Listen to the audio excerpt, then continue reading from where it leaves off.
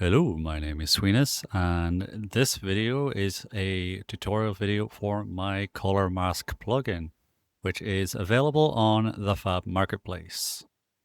Before we get started, I'm going to assume that you know how to download and install it to your engine. If not, I'll include the installation guide in a link in the description. However, when you have your project open up, first, we need to enable the plugin. So to do that, we go to Edit, then Plugins, and then go to Rendering and check the Color Mask plugin. It's going to require a restart, so we do that. And once it's installed, we are ready to go. So the first thing we want to do is we're going to right click down here and we're going to a miscellaneous, and then we're going to create a color mask profile asset. Now I recommend kind of following along how Unreal name things. So like BP for blueprint and for material. For this, I suggest a CMP underscore. Just save it, open it up, and you'll get something like this. Now this is because it is disabled. And it's disabled because all of our strength values in each of these profiles is 0. So to enable it, I'm just going to set the first one to 1. And there you go, it's enabled. So I'll minimize these. And to show that's enabled, I'm going to make that smaller, and I'm going to move the viewport. So as you can see, it's 1:1. Okay, so at the top, we've got a bunch of options. But what you're going to want to do is set the values on the right-hand side. These are your actual profile masks. Everything else is just for the preview. For example, you can change the background from the scene to a checkerboard or a solid color. And if we have the scene, we can select if you want the unlit, lighting only. Now this is derived, this isn't the actual lighting only that you get from this here. It's not the same since those visualizers aren't available as a buffer. I've had to get a rough version of my own. Probably aren't going to use that. But then we also have translucency only.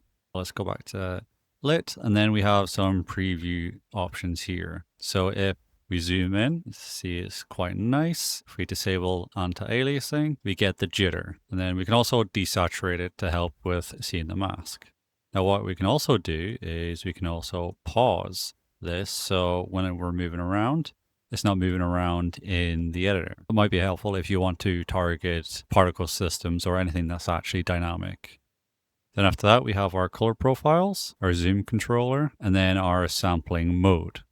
So what I'm going to do, I'm going to first target some colors on this here. So I'm going to target this green color. I'm going to move to unlit so we can get the raw albedo. I'm going to change the color source to unlit as well. Click the target color. We use the color picker. And as you can see, it's kind of glitching out a bit. That's because as it moves, it picks the color, but then it sees the red as it's just the preview window, and it's the way it currently works. Click the green, select OK. I don't want to include translucency, so we can choose whether or not any particles will actually appear or distort the mask. I don't want that to happen, and I'm okay with this here using OK Lab Distance. Now here we've got 3 different options we can choose from. OK Lab is a very simple one. The way it kind of works is if you imagine the colors in 3D space, red, green, and blue in the different axes, and then you also have like darkness and lightness on an axis. Distance works where it's just a spherical distance, and then weights, we can choose how much we want different lightness or colors in that same space, or we can use the OK LCH hue. As you can see, it makes it different. That's because OK LCH is more of a polar coordinate system, and so we're picking things that technically are the same color but might not have the same brightness. Then the options is the tolerance for degrees. We can lower it, and then fall off is basically smoothing. So I want to go back to distance. That's perfect, and that is pretty much setting up the profile. I'm going to exit that. And once we have that, you can see we have a folder as well called color mask. And in here, it's going to have all of the render target outputs. Now for every level, they're going to output to the same render target outputs. So in your materials, you're not going to have to reassign the materials or create a specific material every time. You can use the exact same render target all the time.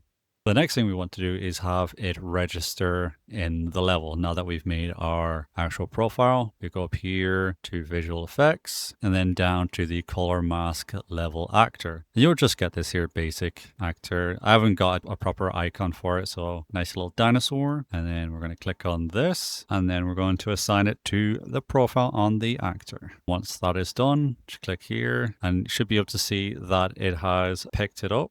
So if I move around,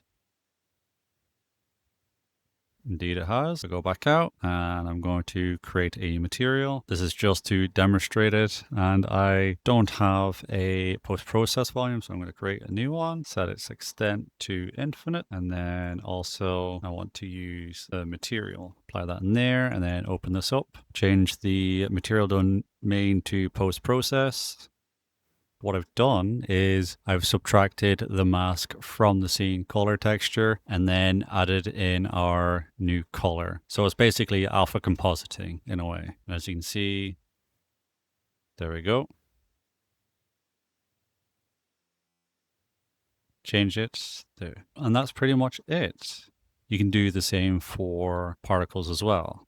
What we can do is we can open up our mask again and you'll see it looks a bit weird. That's because for the sake of this plugin, I'm actually clamping values. So what I want to do is set to translucency only as the color source. I'm going to pause it and let's move to translucency only as well. Select this. Bring it all the way over to there, hit OK. Make sure you set the strength to 1 and then we're actually OK with the default of values. So I'm going to save this. And what you can do, we can now actually see what the other buttons at the top do. So if we move back to unlit, so we can use this here to make them all just grayscale. And then if I actually go into this mode, this here gets rid of the stripes.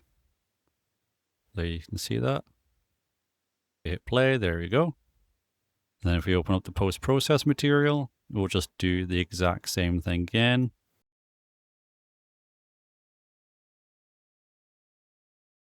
Apply, save, close, and there we go.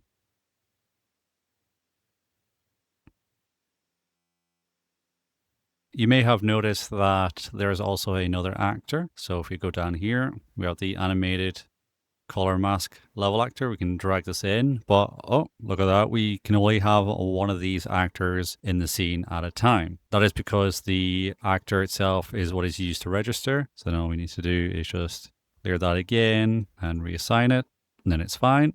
So what I'm going to do actually is I'm going to delete that. As you can see, when it's deleted, it disables any further rendering. That's how you know it stopped. So go back in, add the animated one.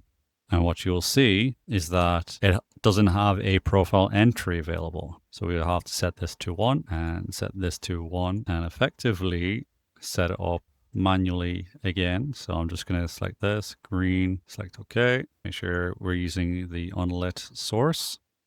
Then I'm going to go back to the lit mode so it shows up. And what we can do is create a level sequence, open it up. And as you can see, we have these diamonds. So what I'm going to do is I'm actually going to change the color for our green and move it over to yellow. So let's start off here and then let's end it. Make sure I move back to unlit.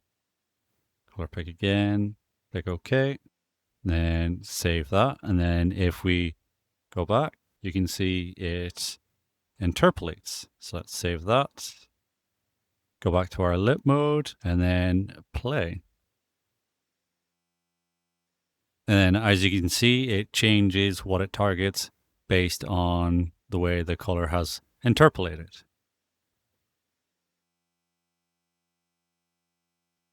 Now the next thing is, what if you wanted to render it out? It should be okay with the legacy movie render queue, but we do have to do a bit of work for the new one. However, either way, you can do what I'm about to do for both. So I'm just going to enable the movie render queue. With the movie render queue enabled, just going to open it up and we're going to select graph. And instead of one of these, we're going to create a new graph. In our graph, we're going to take this global game override and we're going to create a new class for this instead. So open that up. And then in our event graph, what I'm going to do is I'm going to search for our color mask subsystem. and then going to check if it's valid. It should always be valid since it's an engine subsystem, but it's always good to check anyways, just in case, and then set this to true. Save that, and now that should render. And then as you can see it rendering, well, that was very quick. It rendered to the movie render queue as well. And that is it. I hope you find the plugin helpful. I hope you're able to create all sorts of cool effects with it. And as always, thank you for watching.